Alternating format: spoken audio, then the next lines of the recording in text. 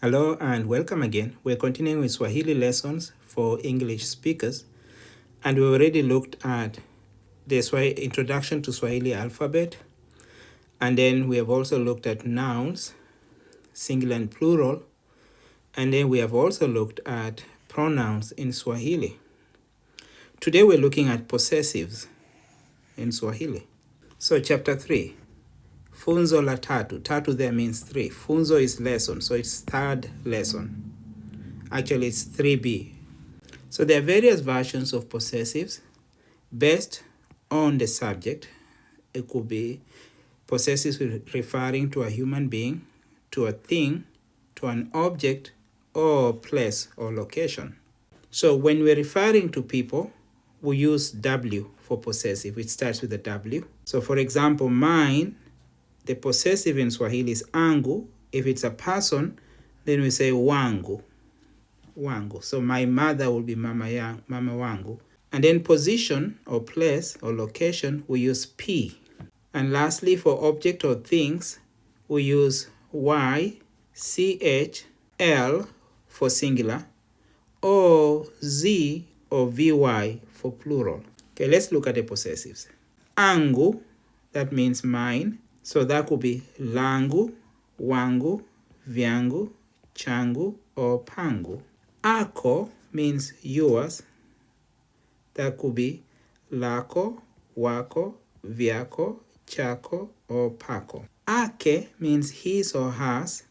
So that would be lake, wake, vyake, chake, or pake. Etu, that means ours. That could be letu, wetu, vyetu, or petu. Enu, that could be yours, as in many of you. It belongs to all of you, not just one of you. Lenu, wenu, vyenu, chenu, or penu. Ao, that means theirs. So that could be lao, wao, vyao, chao, or pao. Next, we look at examples of possessives and how to use them. So examples is mifano. Mifano, there is plural. Example, one example is mfano. So singular is M, then MI for plural. Mfano, mifano. And let's look at ake, which we said was his or hers. So lake, wake, vyake, chake, or pake. The first example is mwalimu wake. So mwalimu there is teacher. Wake, remember W is for a person, so it becomes his or her teacher. Mtoto wake. Mtoto is a baby or a child. And then wake is his or her, so it becomes his or her baby or his or her child. Watoto wake. So see mtoto for a person, one baby or one child. Watoto, so wa. Watoto is plural, so it becomes his or her children or babies. Watoto wake. Kitabu chake. So for a thing, kitabu is a book. A thing, we use CH for singular. Kitabu chake becomes his or her book. Vitabu. So here we have ki, v, and we saw this in nouns, where ki is singular for kitabu. Now it becomes v for plural. Vitabu, that means books. Vitabu and then vyake. You see the vy there is matching the noun v. So vitabu vyake becomes his or her books. Mahali, this is a place. So mahali pake, for place we use p. Mahali pake becomes his or her place. Shamba lake, shamba is farm, so it becomes his or her farm. Next, we look at ako, which means yours, as it belongs to you, just one person, not you as many of you. So you, singular. Ako, we use lako, wako, vyako, chako, and pako. Kitabu chako, that means your book. And remember, you are there for you, one person.